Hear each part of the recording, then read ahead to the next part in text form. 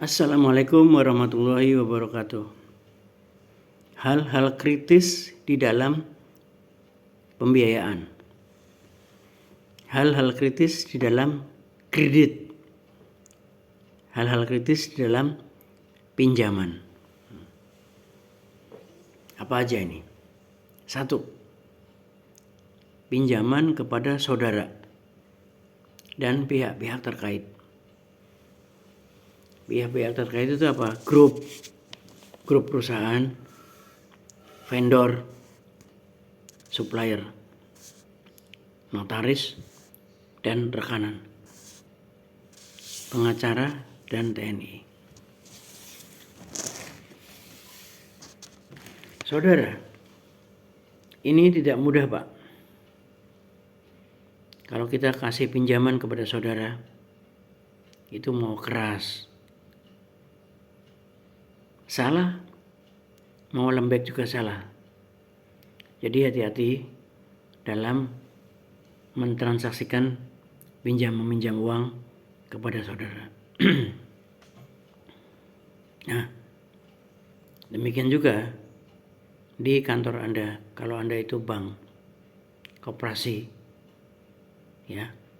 Jadi pinjaman kepada saudara itu dalam kondisi banyak duit, saudara Anda banyak uang, itu angsuran lancar, Pak, nggak masalah. Yang jadi masalah adalah ketika itu terhambat, keuangannya menurun, kebutuhan membesar, kemampuan ngangsur menurun. Ini yang jadi masalah. Mau keras saudara, mau lembek dia nasabah, jadi serba salah. Jadi makanya ini yang kritis, ini yang dilarang. Kalau di bank itu dilarang. Jadi sebagai perorangan sosial, kenapa kita tidak pakai paradigma itu? Masih mending udah nggak usah pinjem, ambil aja nih. Tapi saya nggak bisa ngasih semua ya.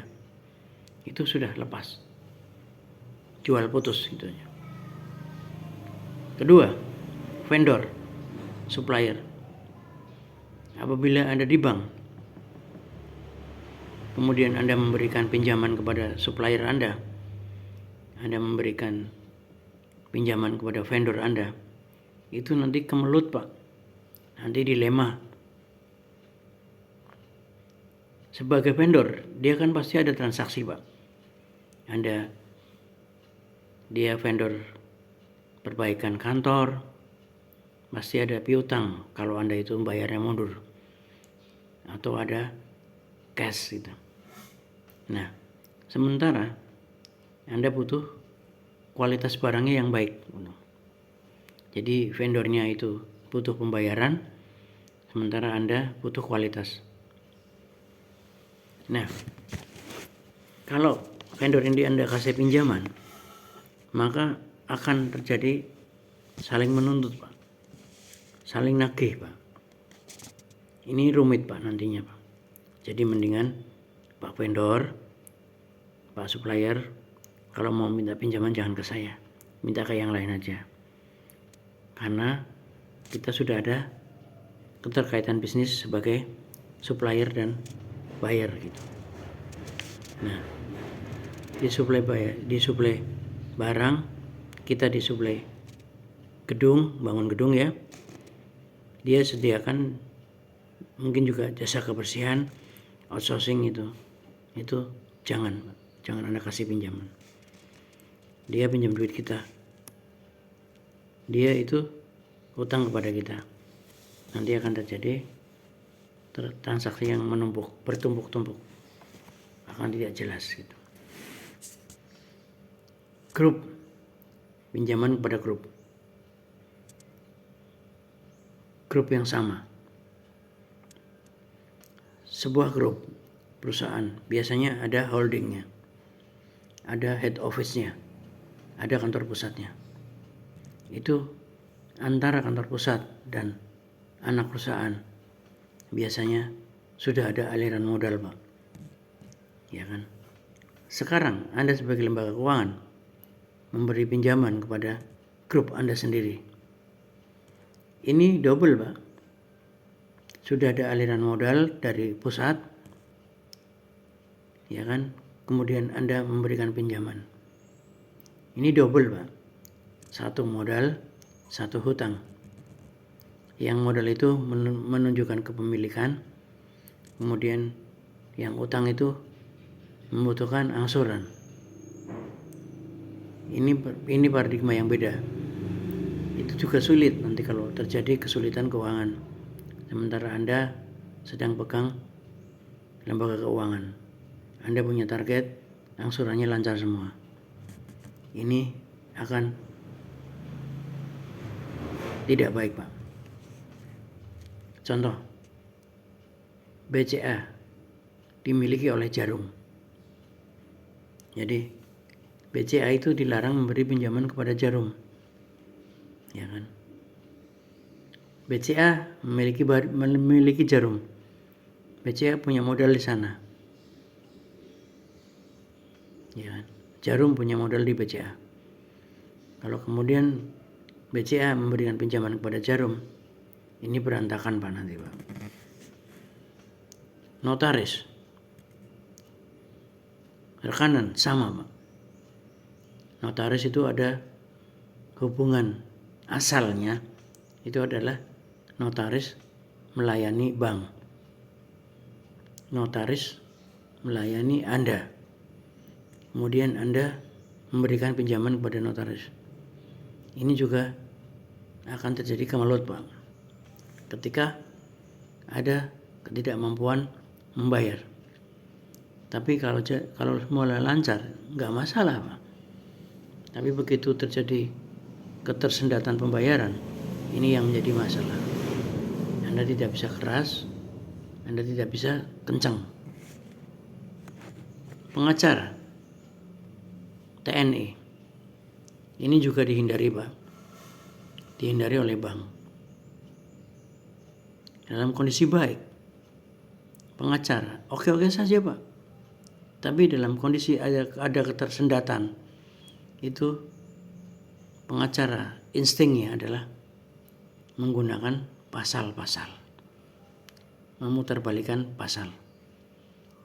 Salah-salah pemberi pinjaman itu malah bisa dipersalahkan sendiri. Sedangkan TNI itu dalam kondisi baik, itu oke-oke aja. Tapi dalam kondisi dia banyak kewajiban, dia akan instingnya adalah mengangkat senjatanya. Tukang tagih Anda akan takut kepada TNI. Nah, ini juga dihindari. Bukan nggak boleh, tapi dihindari. Yang berikutnya, pemberian pinjaman kepada industri sunset. Pemberian pinjaman kepada industri yang sedang redup, industri yang sedang menurun trennya. Teknologi berubah, Pak. Pasar juga bisa jenuh, Pak. Kadar impor dari produk-produk itu juga berpengaruh, Pak. Dulu ada kamera, Pak. Sekarang diganti dengan HP. Dulu ada compact disc, Pak. Sekarang menjadi flash disk. Dulu Anda dagang dari pintu ke pintu, Pak. Sekarang Anda dagang secara online. Dulu Aqua itu 100%, Pak, menguasai pasarnya. Sekarang semua bisa membuat AMDK. Jadi Aqua sendiri menurun porsi pangsa pasarnya. KFC sekarang tutup, Pak. Banyak menarik diri. Tekstil ini juga rawan, Pak. Bahan baku tekstil banyak impornya. Jadi hati-hati dalam memberikan pinjaman kepada industri yang sedang terbenam. Anda harus tahu situasi makro yang ada. Berikutnya, pemberian pinjaman kepada usaha baru. Jadi tidak ada bank yang akan memberikan pinjaman kepada usaha baru. Kasihan dong Pak. Iya. Hakikatnya orang memulai usaha itu pasti pakai modal sendiri Pak. Walaupun kecil dari modal sendiri. Semua perusahaan. Meskipun sekarang udah jadi konglomerat, tapi awalnya dia dari kecil pakai modal sendiri dulu. Yang namanya pinjaman itu adalah pelengkap dari modalnya sendiri. Jadi tidak ada orang mendirikan usaha baru menggunakan utang. Itu tidak sesuai dengan kodratnya Pak. Yang terakhir, pinjaman menggunakan jaminan atas nama orang lain. Ini jangan diremehkan Pak. 90% dari orang yang meminjamkan sertifikatnya untuk dijaminkan di bank, itu asumsinya berbeda dengan anggapan dari bank sendiri. Kalau di bank itu dan di notarisnya, di pasal-pasalnya itu muncul bahwa apabila pinjaman ini bermasalah, maka jaminan ini akan beralih kepada bank. Tapi itu tidak dimengerti oleh pemilik jaminan. Jadi sebaiknya jangan memberikan pinjaman dengan jaminan atas nama orang lain. Demikian, terima kasih. Assalamualaikum warahmatullahi wabarakatuh.